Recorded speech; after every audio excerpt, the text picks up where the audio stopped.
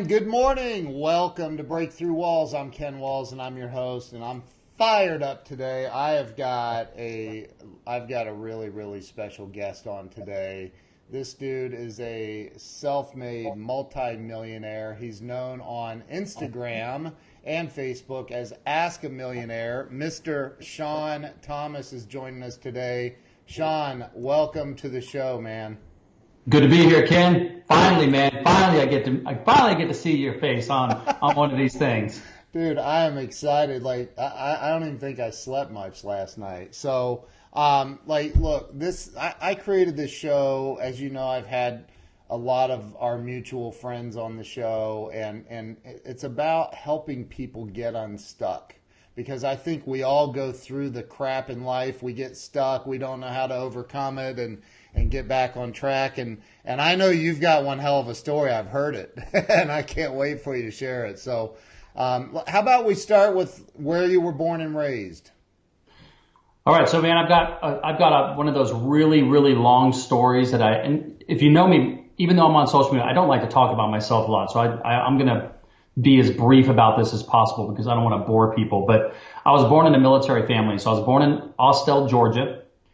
Both my parents were in the Army. So at 2 years old, we moved to Washington, D.C. At 4 years old, we moved to New Mexico, White Sands Missile Range. And then at 7 or 8 years old, we moved to Fort Richardson, Alaska. Then when I was about 10 or 11, we moved to Eagle River, Alaska, which is a little suburb about 15 miles north of Anchorage, on the way out to where Sarah Palin lives, since most people know where Sarah Palin lives out there in Palmer area.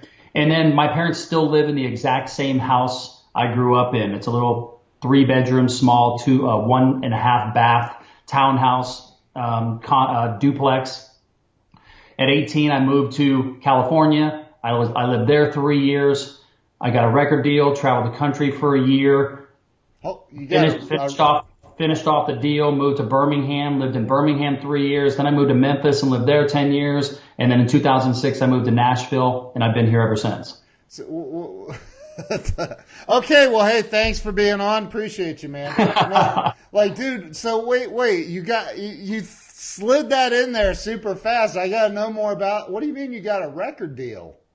So when I was in high school, I played a lot of sports growing up. And, in high school, you have to pick electives. And me and my friend were registering for our electives, and we saw this line of all the hot girls in this one line, and we're like, what the fuck is going on over there? Oh, is it okay to cuss on your show? Sure, dude. It's we're kids, right? We're kids. That's what we say. What the fuck's going on over there? We got to check that out. So we go jump in line with all these hot girls that, we know and what have you. And we're like, what is this line? They're like, this is choir. And we're like, okay.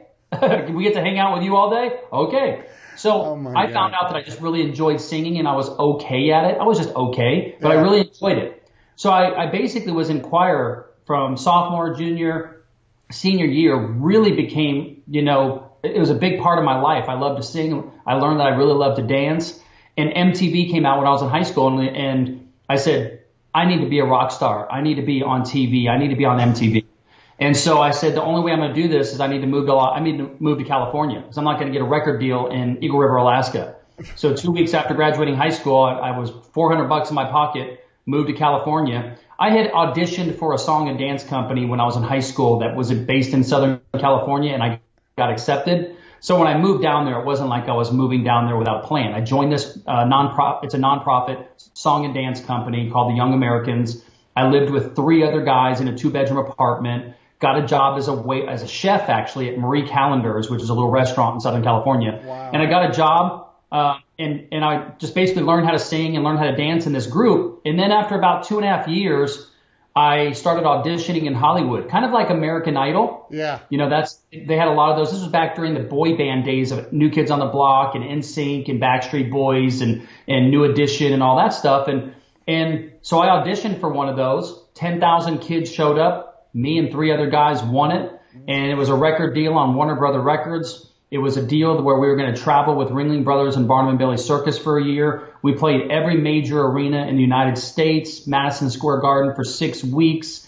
We got on MTV, which was the goal that I initially had, Billboard magazine, teen magazines, and it was just a really amazing time as a 21-year-old. 22-year-old. So you like it was a band? You were in like this band? Boy band, just like NSYNC. What? And How did I not know this, dude? Yeah, I don't talk, like I said, I don't talk about myself a lot. So people always, are like, what? Like I've got like 5 lives within my one life, man. I'm telling you. Dude, I remember when MTV came out too, when it was they actually played music videos like that. I don't think they do that anymore. But like, yeah, so wait a minute. So you why is my camera getting all blurry? So no, mine is too. It's weird. So what was the name of the band? Did you say it was N Motion. We were on Warner Brother Records. Michael and Mo Austin, who were the top dogs of Warner Brothers at the time, they signed us. The reason that we got a deal just without even having to try is, one of our managers was Jeff Berry, who wrote the song Do Wah Diddy and Chapel of Love back in the day. And his songwriting capabilities and reputation, along with Kenneth Feld, who was another one of our managers who owned, his family owned the Circus and Walt Disney on Ice and Siegfried and Roy back in the day. They basically had pre-negotiated the deal based on the exposure for the amount of people that were going to go to see us at the Circus. Yeah. So they had pre-negotiated the deal, and they just were looking for the kids to fill the spots.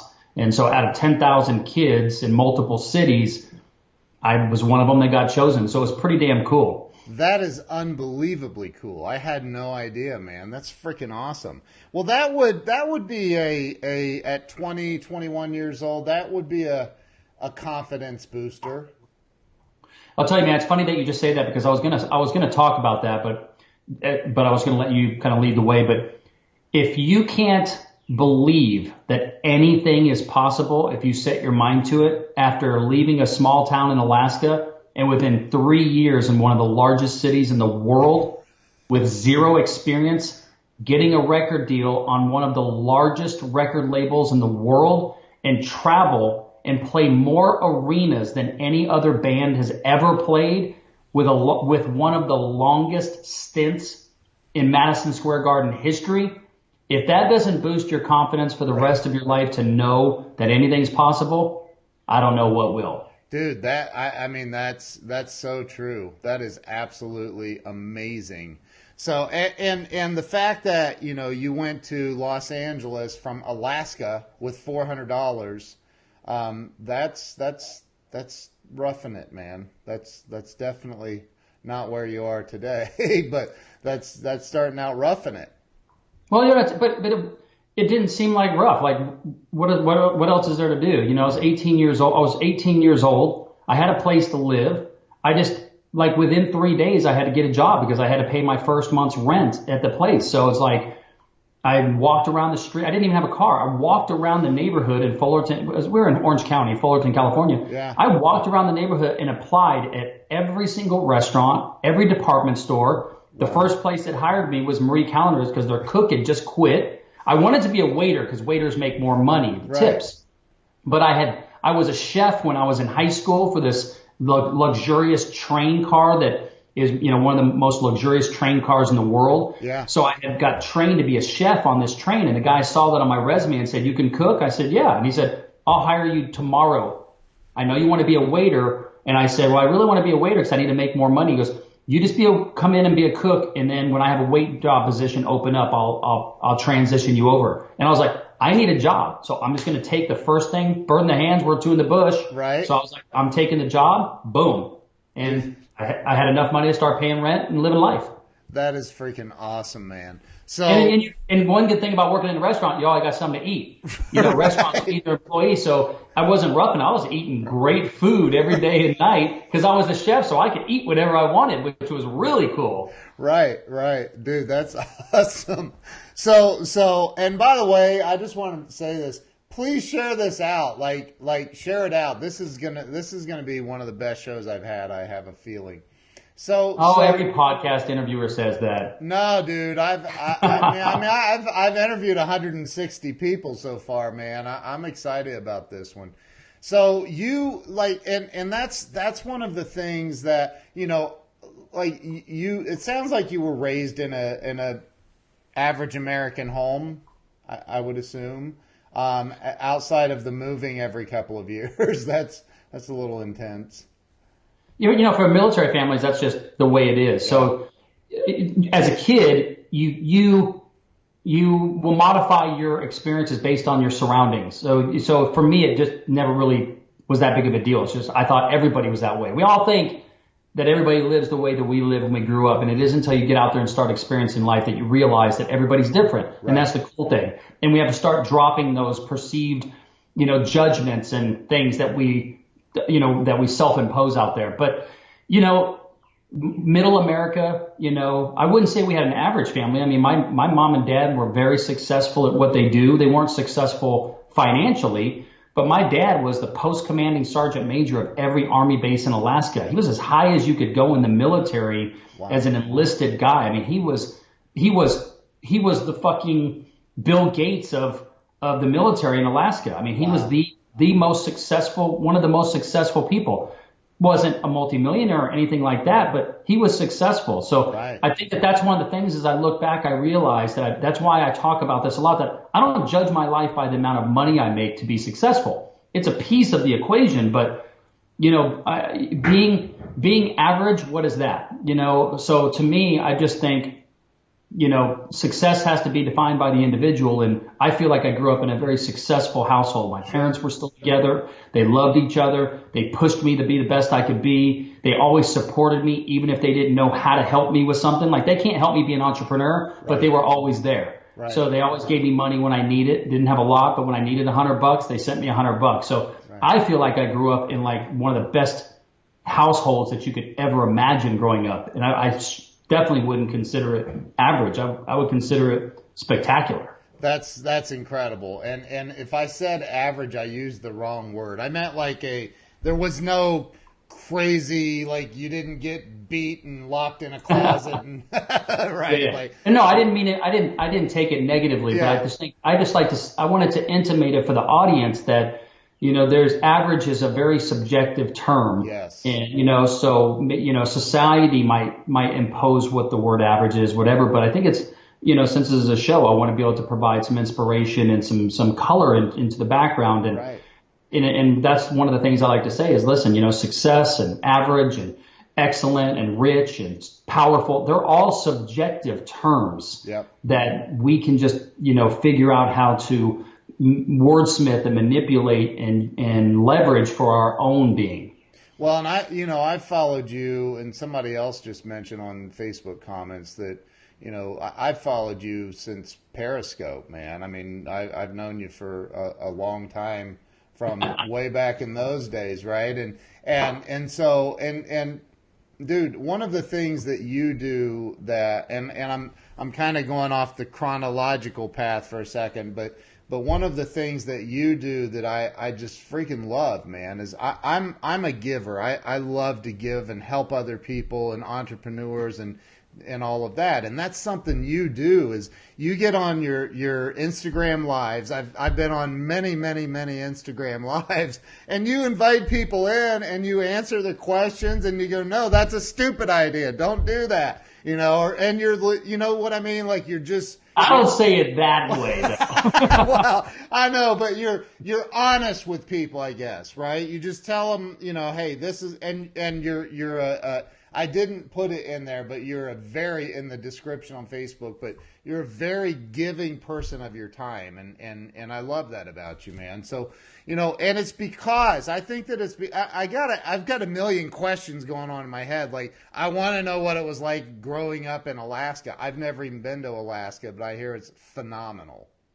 So Alaska's, the only word that I can use to describe for Alaska is it's majestic. It's beyond beautiful. It is absolutely majestic. And, growing up there, you kind of take it for granted. But man, I'm telling you, it has some of the highest mountain ranges in the world. It has Mount McKinley, Denali, which is one of the, tallest mountains in the world. And, it was just another place growing up, because as a kid, we didn't travel a lot, so I couldn't compare it to anything. It was just a place I grew up. But as I look back, as I travel the world, I do realize it's one of the most majestic places in the world. But, where I lived, it wasn't a lot of the perceived things of what Alaska is. Like, I didn't grow up on the North Pole, so it wasn't dark 24 hours a day. But in the winter, we did only get 4 to 5 hours of sunlight. Yeah. So it wasn't a lot of sunlight. By 2 o'clock, it's dark. And I mean, when I say dark, I mean it's pitch black. I used to wake up in the morning. My first job was as a paper boy when I was 12 years old because we didn't have a lot of money and I wanted to buy new shoes to keep up with my friends because they got new shoes and all that stuff. And my parents said, well, if you want to go buy some new shoes, you ready to get a job? At 12 years old, I'm like, well, okay. So my dad gets me a job as a paper boy and I would wake up at 4 o'clock in the morning. And I'm going to exaggerate. I'm going to dramatize it. But there were days where it was 4 o'clock in the morning, pitch black, 3 feet of snow, 20 degrees below zero, and I'm sleeving these newspapers in the garage and having to truck out over a 2.5 mile area and deliver newspapers. And the newspapers were so big on Sundays that you could only fit 8 in the front and 8 in the back. And I had to deliver 200 newspapers. So I'd have to go out, come back, go out, come back, all before going to school too. So, you know, I had that story for my grandkids, which I don't have any kids, so I'm not going to have grandkids probably, but that I used to deliver, you know, I used to walk uphill both ways. That's how hard it was. But that's kind of, you know, my dad did that to set the tone that if you really want something, you better be willing to put in the work. And so I learned that at an early age. But growing up there was just like growing up anywhere. Yeah. Except for most places don't get 20 below zero and 3 feet of snow. But, right. But, so I used to live in Seattle, so I, which is, you know, just a little south of there, but it gets dark early in Seattle also. So, yeah. But so, okay. So you ended up in a boy band on MTV, which I had no idea, never heard that before. So that's new. You had a record deal with, I mean, they're the largest in the world, aren't they? Warner? Warner Brothers. Warner Brothers is one of the largest. Yeah. I don't know if they're the largest, but they're one of them. Yeah. I mean, them and Sony maybe, I don't know, but so you had that, and then you somehow ended up in Nashville. Well, you went to Memphis. There's a lot between there as well. I've got probably 2 lives just between California to Nashville. I've got at least 2 lives between there. Wow. So after I got off of the circus, I moderately tried to go solo when they canceled our contract and realized that we weren't going to be the next Backstreet Boys. Yeah. And so they basically just sent us out in the world and said, thanks guys, we really appreciate the work you did. Have a great life. And we were like, oh, well, what do we do now? And so I'm coming off one of the highest highs of life. My ego is about as huge as it can be. And so I had met a girl in Birmingham, Alabama, and we become friends. And she said, listen, if you want to go solo, come to Birmingham because I've got some connections in Nashville and some connections here, and we could start kind of recording some music. So I didn't get connected with the right enough people that had the right music and the right things. But here's the interesting thing to come full circle. Because at the time, country music was not as big as it is today. Yeah. So I was young, naive, and probably that naivety with no mentors probably led me to probably one of the decisions that life could have gone very different. I'm so happy today, but it could have been very different. Let me explain. She had a relationship with this guy, Jimmy Bowen, up in Nashville, who's kind of the godfather of music. And if you Google him, you'll see he was Liberty Records. This guy's a pioneer.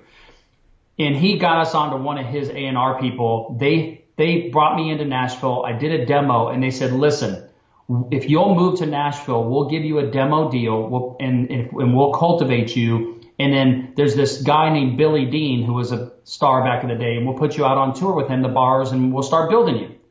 Totally passed it up. Totally just said no. And because I didn't know anything about country music, I wasn't a country guy.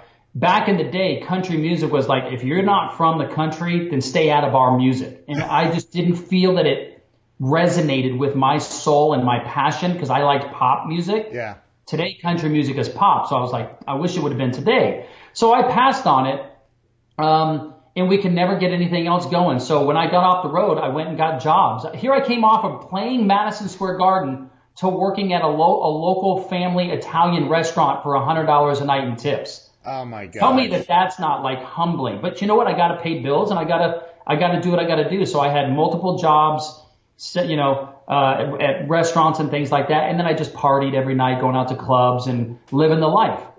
And then about two and a half years into that, my friend moved to Memphis because her dad passed away, and he was an insurance agent. Now, I had no college degree, so I couldn't get a real job with a pretty decent salary, but I loved sales because I was always a waiter. And so I also did kind of some door-to-door. Oh, I mean, I have another life on that too. I did some door-to-door sales selling books in Birmingham as well for $400 a week. Oh, wow. You know, I was working like 100 hours a week, making $450. It was crazy. But anyway, so I moved to Memphis and get into the insurance business. And so I get into the business of selling insurance, life and health insurance. Great training program, great manager, kind of one of my first mentors, and he just taught me. So I learned a lot about accounting, finance, estate planning, retirement, financial planning, all that type of stuff. I'd go to work during the day because I was 100% commission. I'd go to work selling insurance during the day, and then I'd go work at Outback Steakhouse at night to earn tips so I could pay my bills. Oh. And then I'd party every Friday and Saturday night.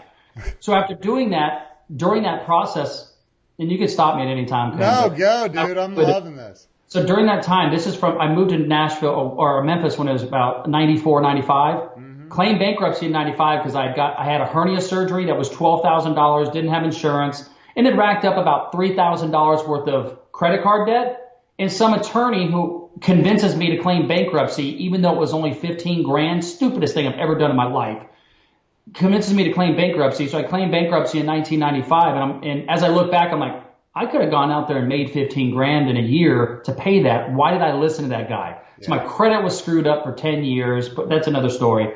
So I moved to Memphis. I get into insurance business. During that time, like many people on social media today, I was trying all kinds of just get rich quick schemes.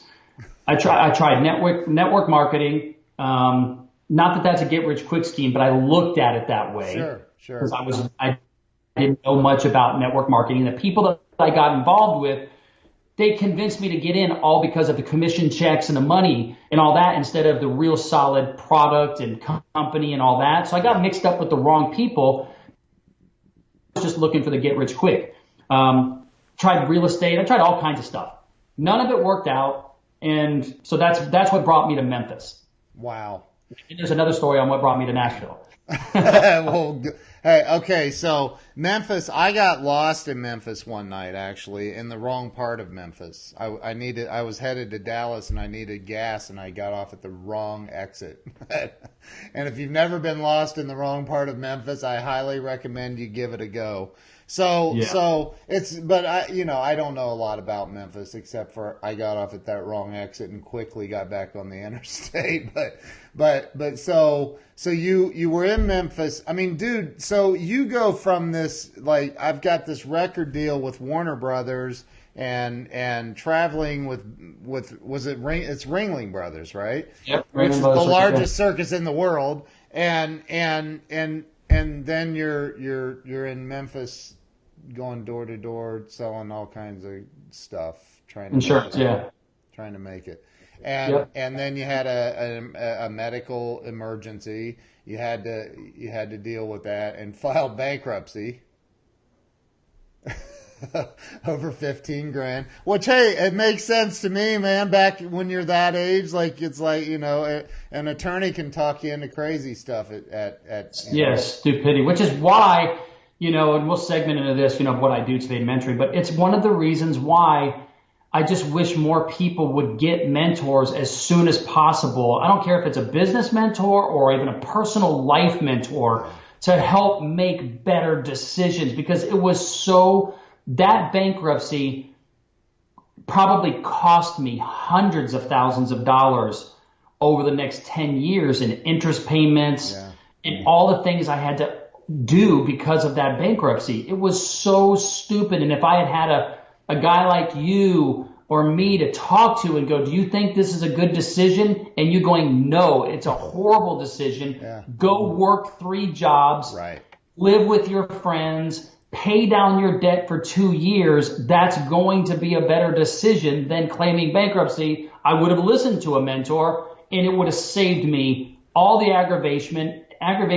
the money, and the embarrassment. Yeah. Now, I know that guys like me love to say, I claimed bankruptcy, so I know how it was, but it's fucking embarrassing to admit that I claimed bankruptcy. It's just embarrassing. It is, man. So I use it as a positive that I was able to overcome it, but it's still embarrassing. And so I would try to save people from those types of embarrassments as much as possible. So all the people on social media, some of your audience members watching this that get involved with a scam artist, that buy something for $1,500 and the people run with it. Yeah. If you talk to people like you and me and other mentors out there and you show us what you're about to buy and we can review it with you, I can almost guarantee you 99% of the times I can show you why something is a scam before you do it and save you that money and that time, that embarrassment of making a bad decision. And then you coming to Ken and me and saying, I screwed up. I just lost $10,000. What should I do now? No, let's train you to ask before you lose the $10,000. Right? Yeah. So I wish I would have had somebody like that when I was younger.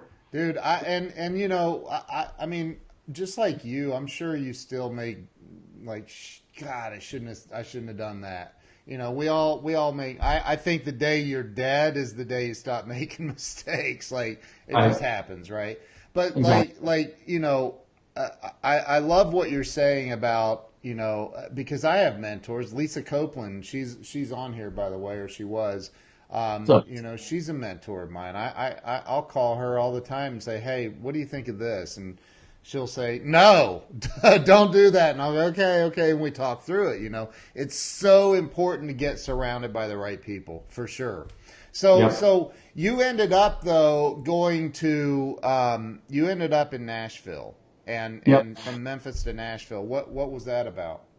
So between the time that I was in the insurance business, I left the insurance business, and I won't bore you with the whole story of how I got involved with a scam artist in really crazy time. That's a whole another story. But I got involved with this startup company that was selling a technology to hotel. It ended up not working, but during that process, I became really great with computers in this particular application that we were trying to sell to the hotel industry. Yeah. So as that business failed, I came up with the idea of putting a computer in the lobby of a hotel so that guests could use the computer when they're traveling.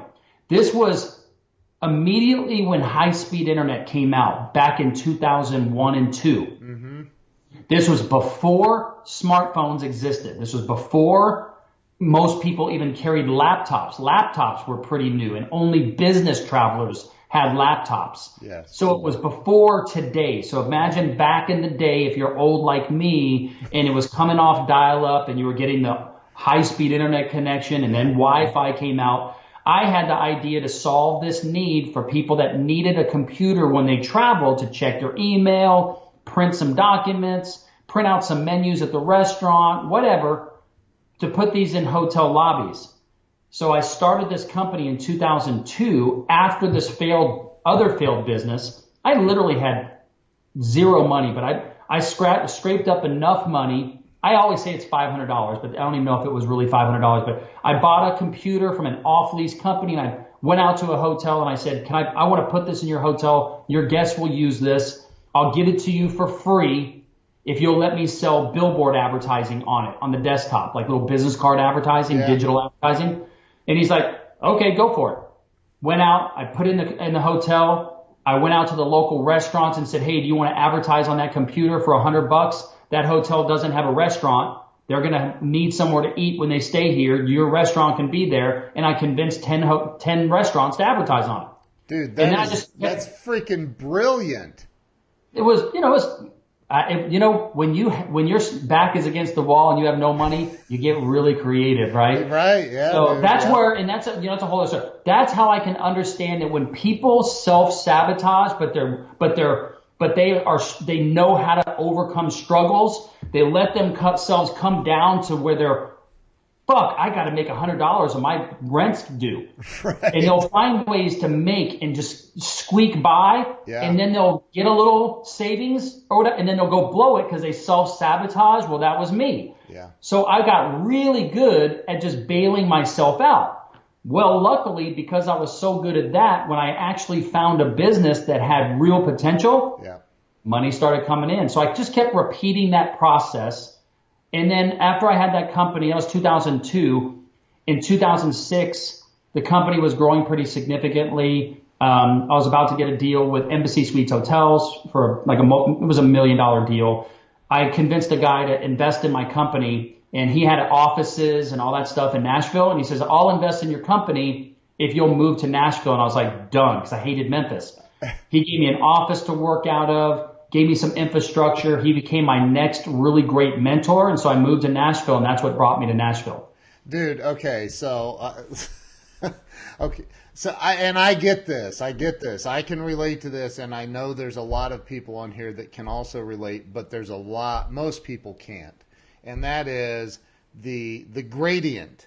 Like how many, and I want to bring up the get rich quick things, because dude, somebody tells me about a network marketing deal, I almost always do it. Like even now, like I've done like 10 of them in the last year, and I'm like, I know I don't have the time to invest that it takes to become successful, but I do it anyway, right? I'm an easy sell. Do not hit me up. Don't start hitting me up with don't do it. But so the gradient, like as an entrepreneur, I think that it's very common that you invest $500 or $1,000 or $20, right? And you're like, okay, I want my results and my wealth now, right now. And exactly. It didn't work that way. But my question for you, because here you are now looking at this Embassy Suites thing, right? Which is a multi-million-dollar deal. And you'd never had that before, had you? Never, ever. Never had the opportunity to make that kind of money, ever. What was that like? What was that moment, if you can recall it? That moment. It was exciting. It was exciting. Here I was. I had worked my ass off for 3 years in my business. I had finally gotten my business just through working really hard. It was myself and one independent contractor salesperson at this time. That's it. Wow. And so he and I would do the sales. I would do all of the computer programming and customer 24/7 customer support, everything. And there's a whole bunch of this. I'm just trying not to bore your audience. No, dude, this is good stuff, man. So they bring me into the room and they say, hey, listen, we want you to do what you're doing for our Embassy Suites here in Memphis. We want you to do this for all 450 of our North American hotels. And I'm like, in my mind, I'm doing the math. I'm like, this could be really cool. And they say, can you do it? I'm like, of course I can do it. Now there's a whole different art. And this is a whole other learning lesson that I could teach your audience through something else. And this is why they should join my mentorship group, so I can really teach them this stuff, because this is too much for this. I agree. We're going to promote the hell out of that. People don't understand that when you're trying to do business with a big company like Hilton or Marriott or some of these companies, they can bankrupt your company because they'll send you so much business. And if you don't have the ability to scale your business quick enough, you'll end up going out of business, and they have to worry about that. Yeah. Like they really have. Marriott told me specifically, they said, Shawn, we need to see your financials. We need to understand your process. We need to understand how you can scale your business, because we have literally bankrupted companies by sending them too much business. Now, most people can't understand that because they've never been through it. But once I went through it, I can completely understand how that could happen. Didn't happen to us because what I was doing was very scalable. But man, I can understand it. So I was excited at the opportunity, but when they told me, Shawn, we called around to all the hotels for the Hilton family, and they all said they loved the product. The service was great. And so we asked them about the service. What happens when you call Unit Guest for support? They're like, they answer the phone every time. Awesome. And how's the support? Great. Who do you deal with there? They're like, we always get Shawn. I was the only person answering the phone 24 hours a day to 100 hotels. They're like, yeah, we always talk to Shawn. He's the guy that always answers. So pretty soon, Embassy Suites was like, you're the only guy, aren't you, Shawn? Oh my Well, we're about to give you 450 more hotels. How are you going to handle this? So that's when I picked up the phone. I called that guy and I said, hey, Mark. And he remembered me because he had given me some advice a few years ago. Yeah. I said, I'm about to close a deal with Embassy Suites. I need your help. I need some money. I need to grow this company. Would you be interested? He interviewed me. I passed the test. He said, let's do it. I brought him with me to the final closing meeting. I said, you asked me how I can handle this. Boom. Here's the plan. This is how. They had already known who Mark was because Mark was selling to the hotel industry, and we closed the deal, and the rest is history. Dude, that is insane. So again, it goes back to you've got to have people in your corner. Well, you do, but here's the thing. I talk about this a lot, and you hear a lot of successful people, and I know you say this.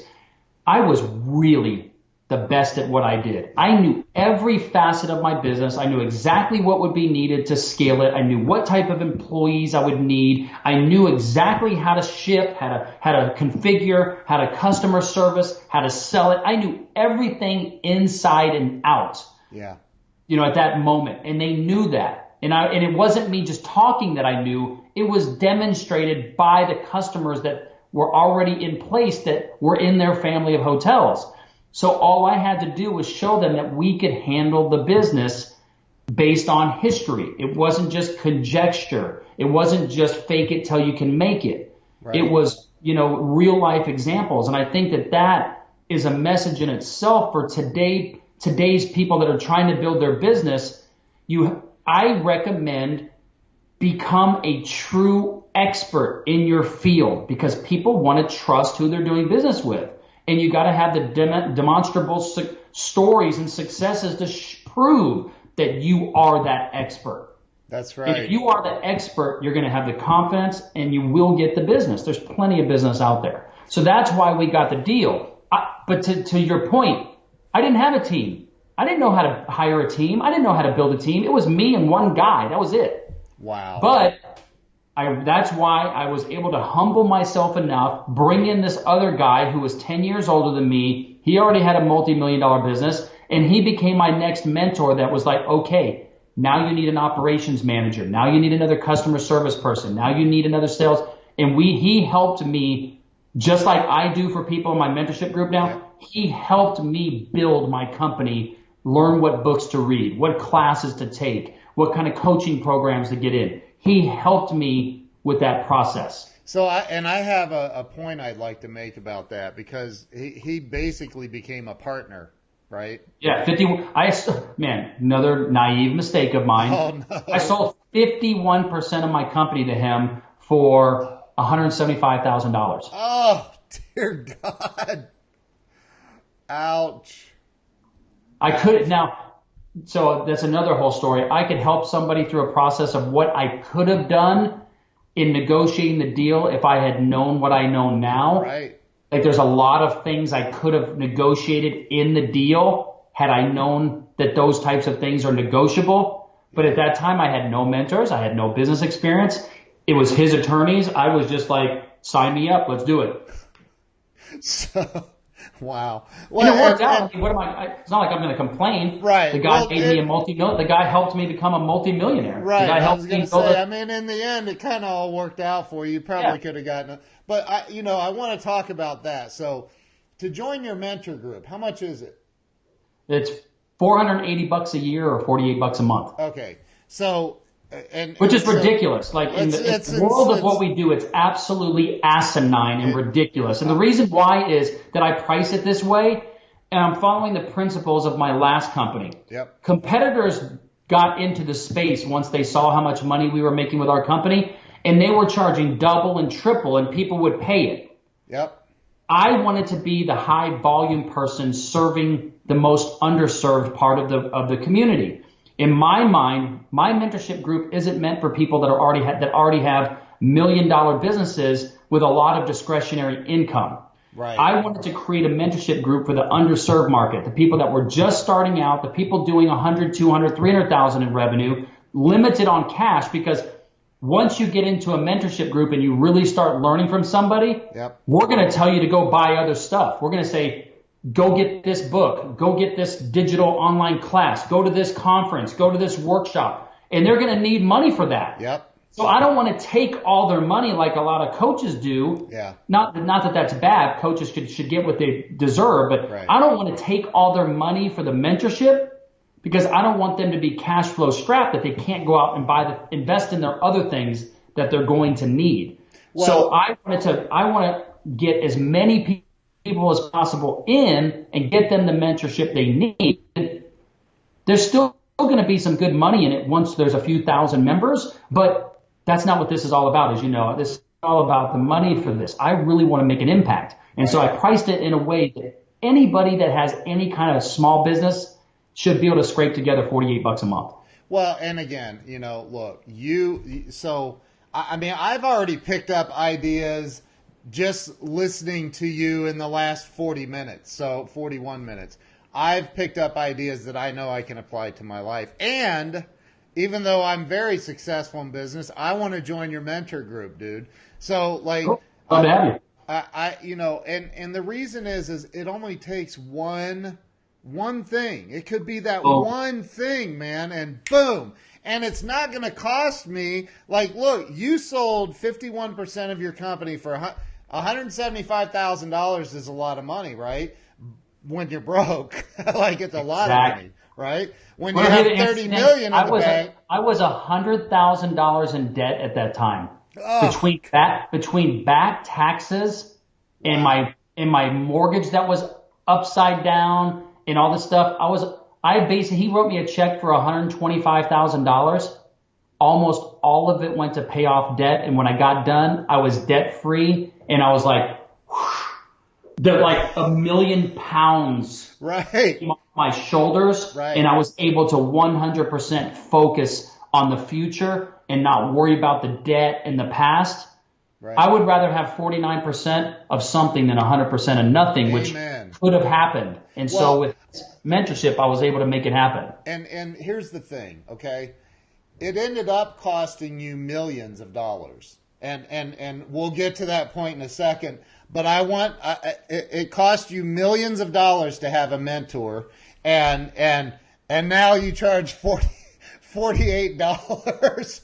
What the hell? So, like, if $48 is a problem for anybody that's in business to join Shawn's group, you should probably shut your doors. I'm just saying. Absolutely, man. You couldn't have said it any better. It's so true. Get out of business. So that's not to mention, not even all that, man. It's like, not to mention, I'm a member of Entrepreneurs Organization, of which I pay $7,000 a year to belong to, and I get access to some of the highest level resources imaginable for business.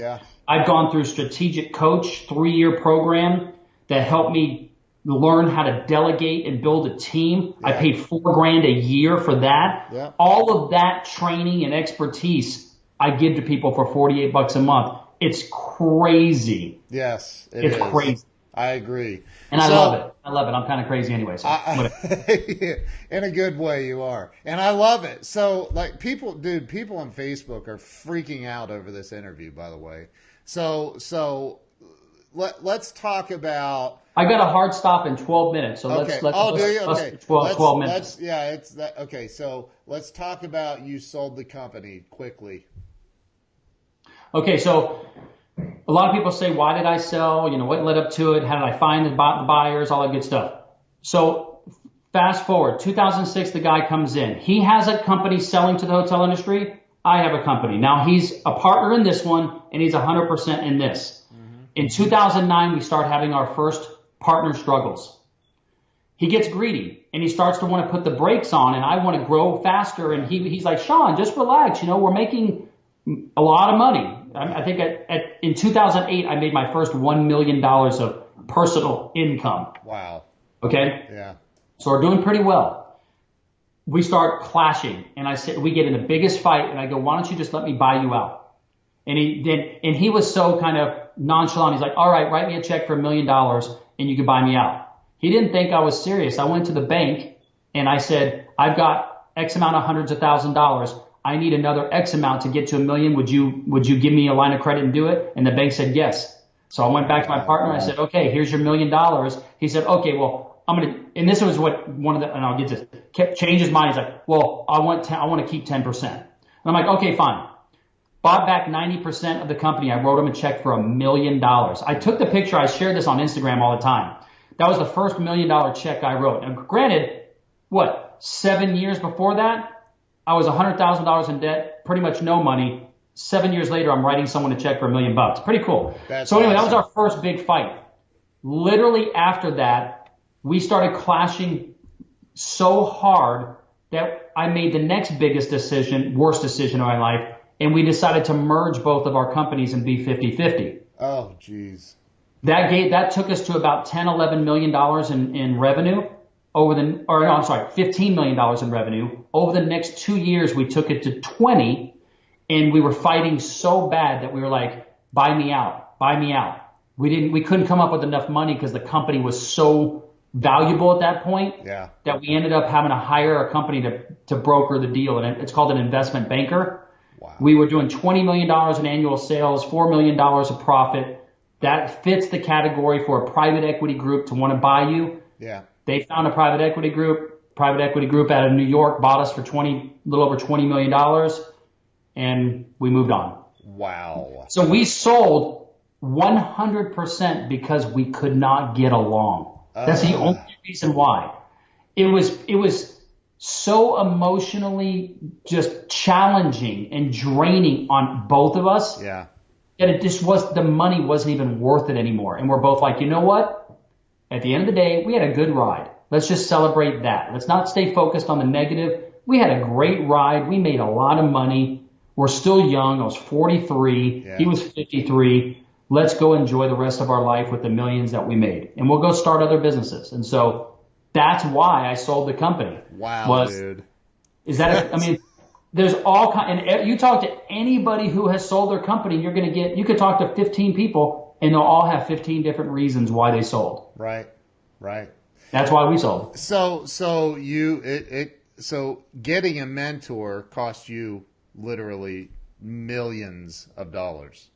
Well, getting him as a mentor cost me millions, and then not getting another mentor outside of that relationship or a personal board of advisors.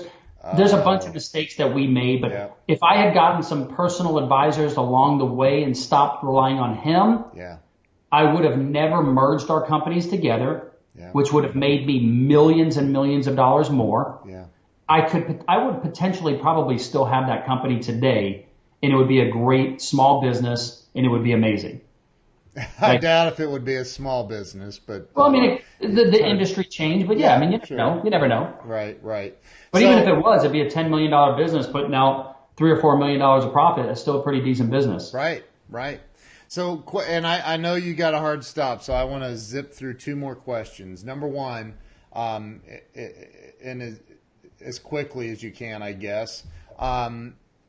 What keeps people stuck, man? What in your opinion, I'm not talking about just entrepreneurs. I'm talking about people get stuck, they stay stuck, and they never get unstuck, and they die stuck.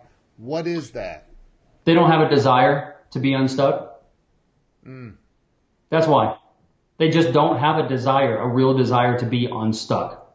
That's the bottom line psychology right there. At least that's my opinion. Yeah. They just don't have the desire, because when someone has the desire to become unstuck, then they'll go find a solution. Yep. They'll go read some books. They'll attend some workshops and seminars. They'll hire some coaches, and they will find a way to become unstuck. We do what we want to do. You're right. So if we don't want to get unstuck, we're not going to get unstuck. Now, you could blame it on fear. You could blame it on all kinds of circumstances. Sure.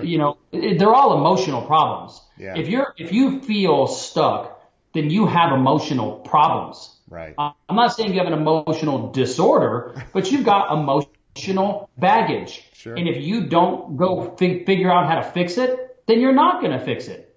But history has proven, in the world that you and I live in every day, we see people become unstuck every day because they'll do the things that get them unstuck. So that's why, since I used to be kind of stuck, even though I've always been a go-getter, there's been times I was like, man, this just really sucks. When I went through my self-sabotage days, when I didn't feel worthy, I went through those times in my life where I had emotional issues, but I always worked through it.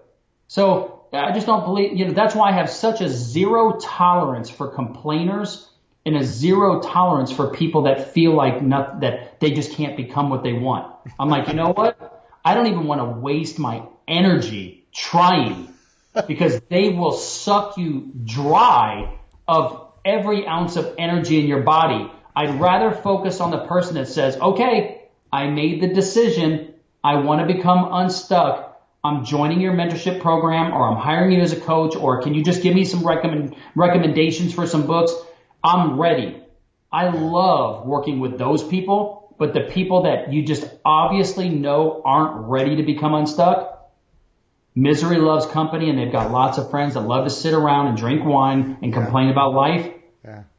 I like to drink wine, but I don't want to sit around and complain about life. Right. So that's my answer, man. I just think that when somebody wants it, they're going to do it. I know that sounds oversimplified, but you know how it is, man.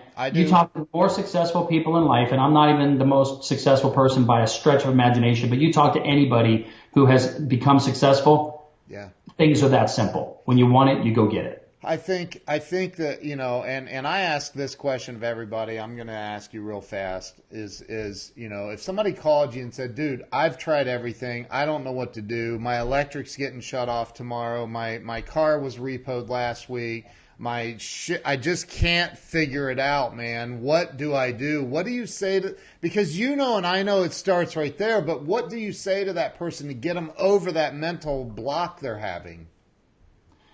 If somebody says, I've tried everything and I just can't work, I go, well, you just don't know what everything really is.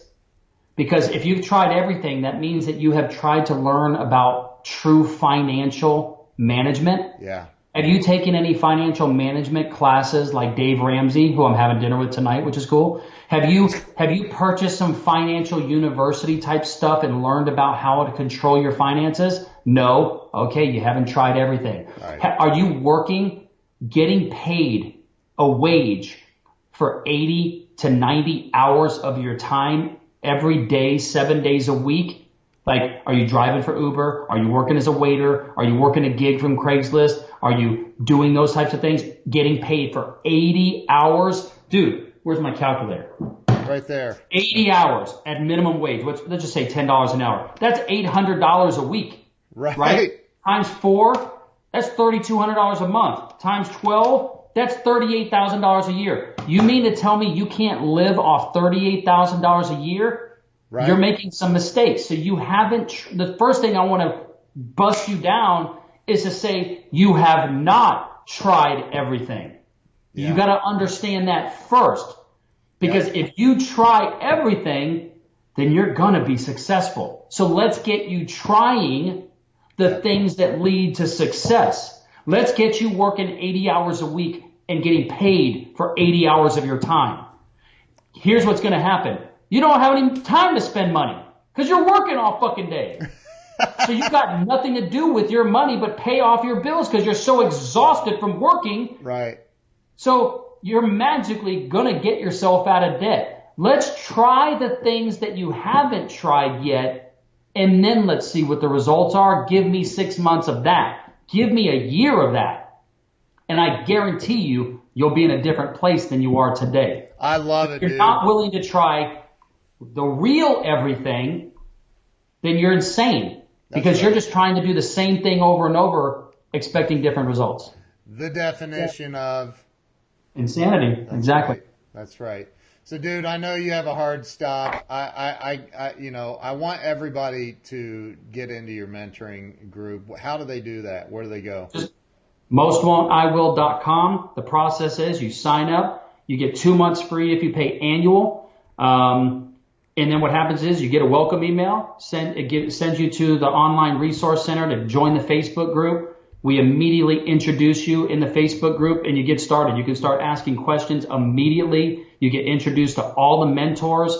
Dude, we have an archived library of every single mentor session that we've done. Wow. So that if you say, I need to learn about sales and become better at sales, you type in sales, and all the answers that our sales trainers like Tom Black and Kendrick Shope, all of their live sessions of answering questions of other entrepreneurs, you can sit there and watch till your heart's content. That's awesome. It's ridiculous value.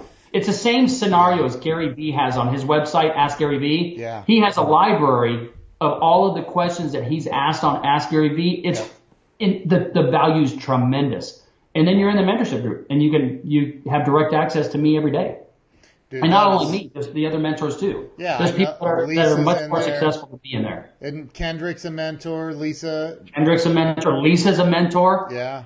It's freaking awesome, dude. So these are like real heavy. Tom Black, who's still. Go ahead. Well, I want somebody to type it into the comments. Most won't. Sorry, I think we broke up. Mostwon'tIwill.com. Yep. Okay. Will somebody please type that in the comments for me? I'd really appreciate it. Matt Koenig's on here. He said you're a rock star. So listen, dude, I know you have a hard stop. Thank you so much, man. This was a phenomenal interview. Like, I appreciate your transparency and just keeping it real, dude. Awesome, man. I appreciate you. Glad we were finally able to make it happen, my brother. We got to have a part 2, man. Well, come down to Nashville and let's drink some wine and we can just shoot the shit. Awesome, bro. Well, thank you so much. I appreciate it. You guys have a great day. Shawn, thanks so much for your time. Appreciate it. Absolutely. Thanks, Ken. Alrighty. Bye-bye. All right, bye.